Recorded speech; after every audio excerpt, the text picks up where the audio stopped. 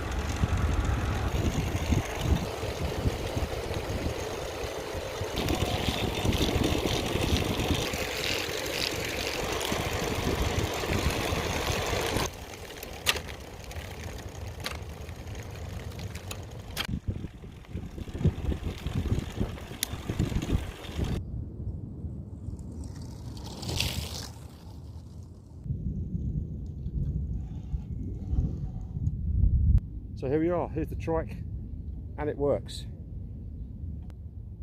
Couldn't have picked a worse day to do any filming. Just heard some thunderclouds and this really moody old sky. I think it's going to rain any second. Anyway, so here it is, here's the trike.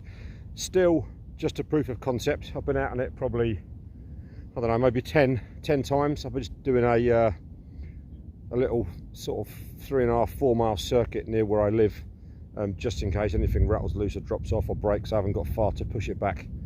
I'll just go over a few things that I've changed since my last video, and a few more things that I probably will change, so bear with. So gone is the big mountain bike tyre.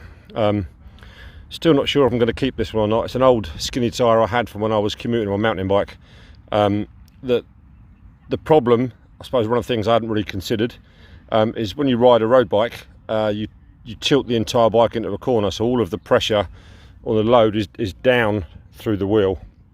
With a trike, when you corner, because of actually the caster of the wheels at the front, the trike actually leans out into a corner, so you've got a kind of a negative lean, which means all the load on the wheel, or sorry, the bottom of the wheel tyre, is side to side. So I was getting a lot of tyre flex, which made the back feel a little bit unstable, so I've gone for a skinny tyre. I may not keep that, I may go slightly thicker for like a hybrid tyre. I think I showed you in a previous video the dual brake setup, so that's the original V-brake there, and I've now put a second V-brake, which is the crown and the kind of I don't know what they call that, but that's the bit that holds the suspension forks together on the original donor bike. So I've made a bracket for that, and if you can see, made a bracket, attached that to the frame, attached that to the bracket. So I've now got 2 rear brakes and no front brake. By law, you have to have 2 brakes.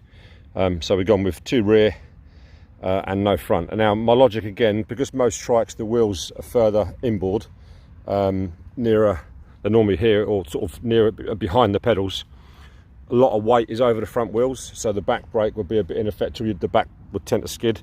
But because mine is so long, there's a lot of weight over the back wheel. I've had no problems at all, no skidding, no problems with stopping. I'm going to put some newer brakes on here because they're the old brake pads. I've got some new ones here. I only have 1 pair in the shop. These are brilliant. These are a bit naff, but between the 2 of them work really well. I've ditched the jockey wheel that I had here because I just couldn't get that to track very well. So at the moment, I've just got some 15mm pipe that runs along the whole bottom of the bike to the front derailleur up here. I've tried to keep that at the most delicate angle possible so you don't get too much rub here. I've had to put a bolt to raise it above, here to raise it above the fixing nut for the brake caliper, so just so it clears that. And also I bought a new rear shock. Reason being, I took the old one apart to respray it and clean it up and re-oil it, and the spring was fine, but the actual oil reservoir here was just doing absolutely nothing. So I think that was $8.95 on eBay delivered. The most significant change you probably notice is the seat. That was 2 school chairs that I got off eBay. I've now made a seat out of some bed slats, some webbing and some paracord, and a bit of an old camp mat that I've put up there. Now again, it's still a work in progress. This is actually really comfortable, this one, but I'm not sure if I'm going to keep it or not. We'll see. Handlebars, I tried all different configurations. I had the brake levers on the actual bars with no bar ends. They felt a bit too low, my neck was a bit strained, so I found these old tri-bars I had in the garage that I tried on my road bike and didn't like them. So I've modified those. Again, prototype, work in progress. They look about right. I've not cut them down yet because I want to leave it until I'm completely comfortable with the height of them, and then once I'm happy, I'll cut them down. I'll probably cut these down, route the cables through the bars and come out the bottom somewhere. So that's that. Yeah. The other difference you'll probably notice, come around the other side, the pedal box that did have the checker plate and the single quick release. I only have one quick release and some checker plate here. Now I found under load, because quite a lot of torque goes through your pedal box, the whole thing was twisting side to side. So I found a slightly thicker bit of aluminium. It just happened to have this channel in there. I can't remember where I got it from now, but that's made the whole thing really rigid with two quick releases to hold it all nice and tight. Now, again, going back to the other side, I've built this whole pedal box to be adjustable, so the whole thing can slide backwards and forwards for shorter people, which means the whole derailleur slides backwards. Now, I spent hours, days actually, designing and working out and trialing and error and trying to get this to work perfectly. I may actually scrap it entirely, I'm not sure yet, because realistically, I'm the only person who's going to be riding this trike. My son will probably have a quick go on it to see what he thinks, but because it's hand built and I've made it myself, I'm not overly confident. I suppose confidence is the wrong word. I wouldn't be happy letting someone ride it in case they something broke and they hurt themselves. So it'll probably be just me riding the thing. So I'll keep this same design, and I'll probably still use the quick release bolts. I may put proper bolts in there, but I'll probably take all of this off and the jockey wheels and just have a chain straight through. Not sure. I'll decide. I'll let you know. New pedals, got those for a tenner. They are flat on one side and clips on the other side, so I can wear my cycling shoes if I want to, or I can just wear me Puma suedes. What else? Yeah, I'm pretty sure, almost imperceptibly, that one of these axles has started to bend slightly.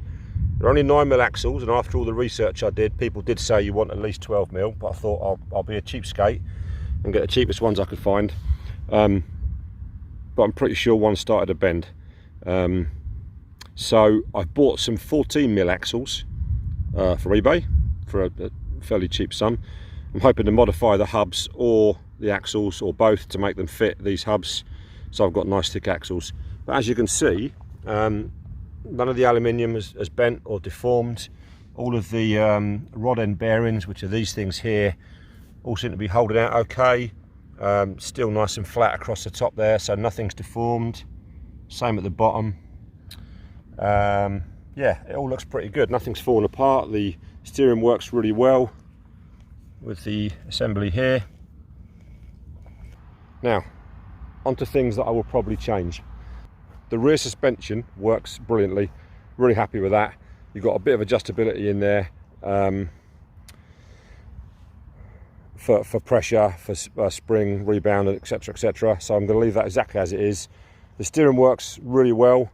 I might refine that a little bit because I've used the crown from the suspension forks again, and a bracket, and so I may tidy up this. I mean, this works perfectly okay, but again, as you can see from all the holes, it was proof of concept to get the steering input correct, so I didn't need to steer too much, it wasn't too heavy, etc, etc. So now I know this all works, I may tidy up this whole area.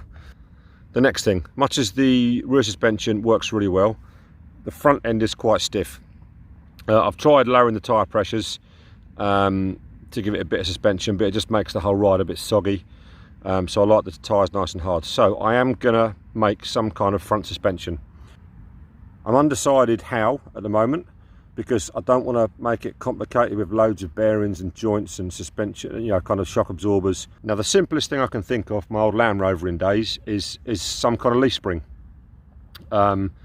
So essentially replace this whole beam, take it out completely, and have a leaf or maybe two parallel, and reattach all this. So it's just dead simple. There'll be no kind of essentially it'll be a spring with no shock, which I'm fine with. I'll see how it goes, but I've got to work out what I'm going to use. I looked at spring steel on eBay. It's really expensive, and I'm not sure how much I'll need.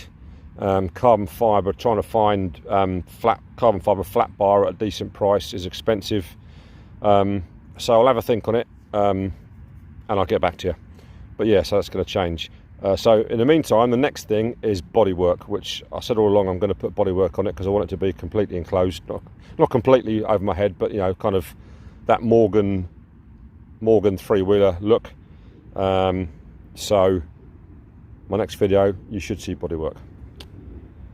Anyway, I'm going to head home before it pees down with rain. We're getting loads of rumblings. I'm only just over a mile away, so it won't take me long. I'll edit the video, get this uploaded, and thanks for watching. Please like and subscribe, tell your friends. It won't just be about the trike, as you've probably seen my barbecue hut video.